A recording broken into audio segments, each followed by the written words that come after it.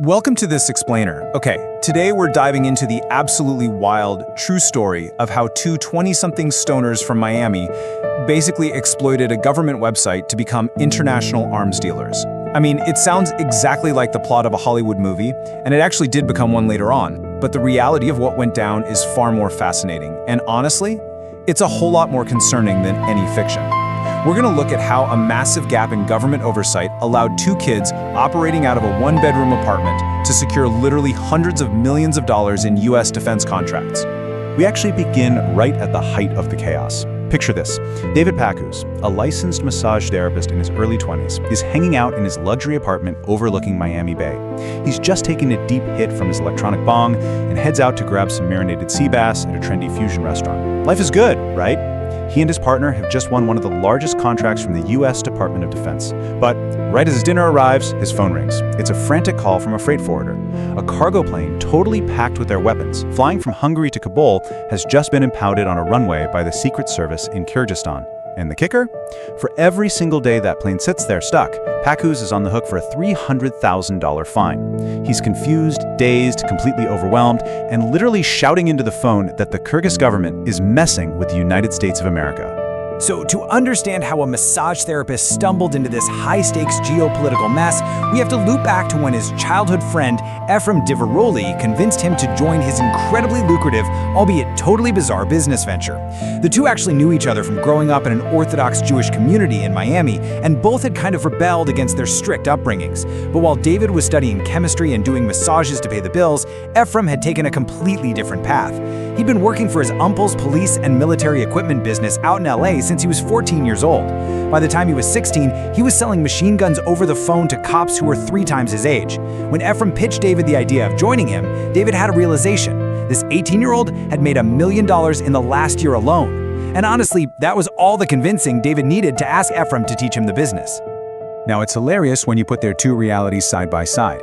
In reality A, you've got two young guys working out of a tiny one-bedroom apartment with an ocean view down in Miami. They're getting high on a regular basis, hitting up karaoke bars in South Beach, just trying to pick up girls. But in reality B, they are running a shell company called AEY Inc., which was originally set up by Efraim's father, by the way, and they're completely outmaneuvering established multinational defense corporations to win massive military contracts. It's a total paradox, but somehow they were pulling it off seamlessly. Section 1, the $300 million deal. Let's look at how this incredible contrast built up to one of the largest contracts awarded by the U.S. Defense Department during the War on Terror. What's truly staggering about this is the sheer scale. We aren't talking about supplying a few helmets or bulletproof vests here. In 2006, the Bush administration needed to supply the Afghan Army to fight the Taliban. AEY secured a nearly $300 million contract to supply them with non-standard ammunition. We're talking 100 million rounds of AK-47 ammo, plus rockets and grenades. They were essentially tasked with arming an entire military force.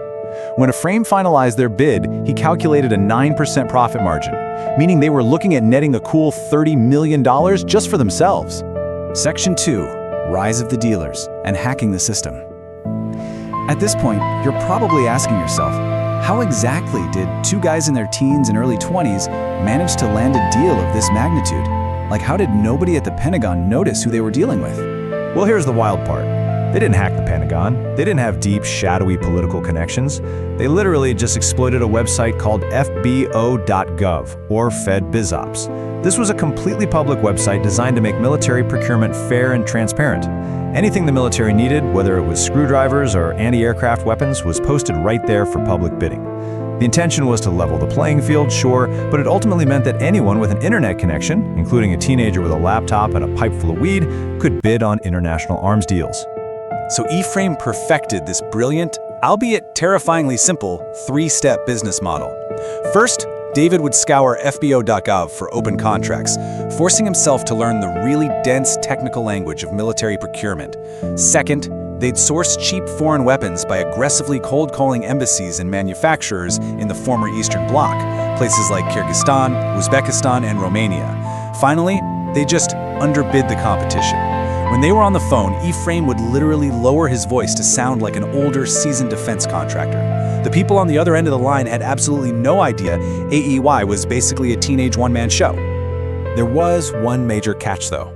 Winning a $300 million contract means you need capital to actually buy and ship the weapons before the government even pays you. To fund these massive upfront costs, Efraim tapped a contact from his old days in LA, an older Mormon investor named Ralph Merrill.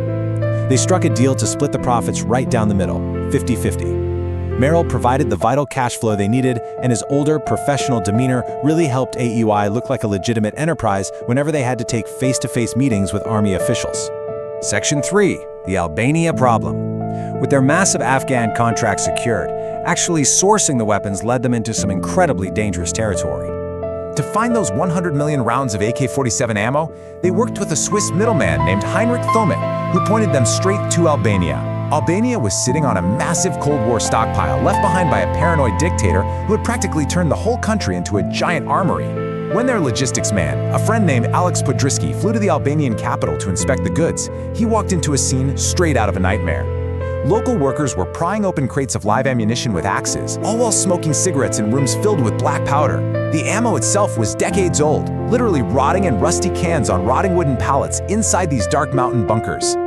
The rust was obviously bad, but Podriski discovered a fatal flaw that jeopardized the entire operation. The steel containers were covered in Chinese characters. He immediately called David Packouz. At first, David thought he was joking, but then the terrifying reality sank in. There was a strict US embargo on Chinese weapons.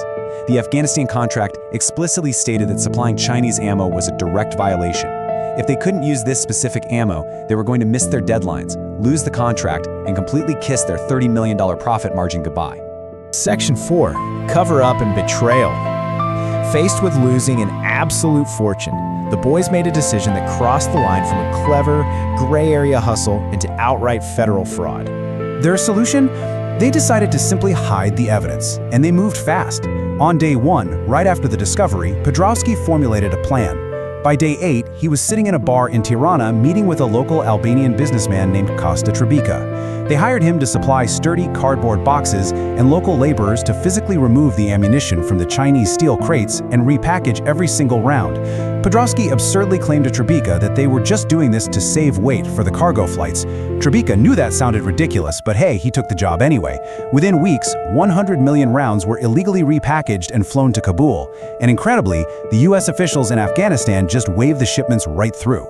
But as the millions started pouring in from the Pentagon, the pressure, the stress, and just sheer greed ended up shattering the operation from the inside out.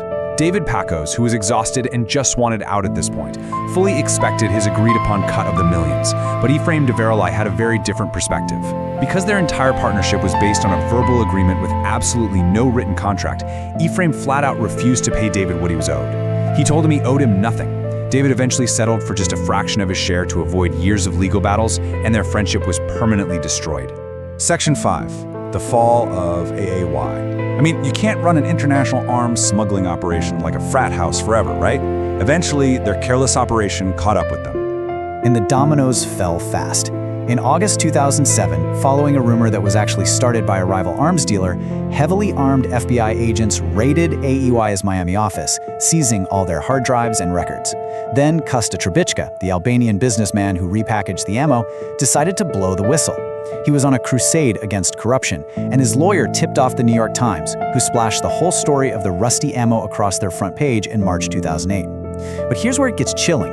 In September of that year, Tribica died in a highly suspicious car accident on a perfectly flat road in Albania. Authorities officially called it an accident, but many suspect it was heavily tied to the Albanian mafia's involvement in the arms trade. The legal fallout for the group was swift. The young men and their investor pleaded guilty to conspiracy to defraud the United States. Efraim and Ralph Merrill both received 4 years in federal prison. And astonishingly, while waiting for his sentencing, Efraim was actually caught in an undercover sting, illegally handling firearms. Guess it proves that once a gun runner, always a gun runner. David Packouz and Alex Podriski got off a bit lighter with house arrest. Meanwhile, that Swiss middleman, Heinrich Thomet, he vanished entirely and was never charged with a single crime. Section 6. Fatal System Failure. Framing this just as a story of criminal ambition by a couple of stoners completely misses the bigger picture, because this explainer is really about the staggering governmental negligence that even made this possible. When a congressional investigation finally looked into it, they revealed some jaw-dropping systemic failures by the U.S. Department of Defense. They completely ignored the fact that Efraim and AAY were already on a State Department watch list for previous export violations. They never once bothered to check the actual ages of the people they were handing hundreds of millions of dollars to. They accepted financial bookkeeping that investigators literally said was better suited for a corner kiosk, and they completely ignored AAY's unsatisfactory rating for managing subcontractors. But you want to know the absolute craziest part of all of this? The investigation revealed that Albania had previously offered to donate that exact same ammunition to the US for absolutely free. The government paid $300 million for something they literally could have had for nothing. Which leaves us with a final, pretty unsettling thought to take away from this explainer. The FBO.gov website has since been replaced by a new system called sam.gov, but honestly, the underlying philosophy remains exactly the same. The US military still heavily relies on outsourcing its logistics to private contractors, and they are always looking for the lowest bidder. So, as long as the machinery of war operates on this massive, privatized scale, we really have to ask ourselves, who is actually verifying the people supplying the front lines? Could another group of teenagers exploit the system today? It's a question that should make all of us demand just a little bit more oversight. Thanks for joining me on this deep dive, and keep questioning the systems around you.